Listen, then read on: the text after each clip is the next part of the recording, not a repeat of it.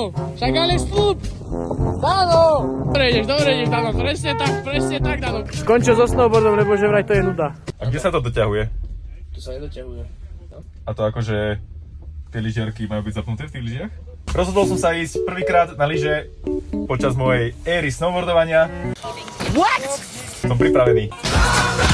Ako sa vystupuje, ako mám držať tie paličky? Tak. Ja sa bojím. A teraz čo mám spraviť? Pizzu? Hranolky? Však postaviť sa, ne?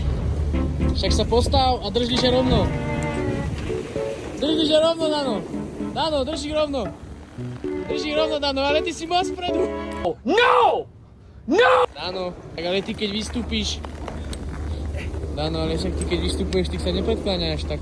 Nie? Nie, Však carving. však ty stoj trošku rovno. A teraz ako?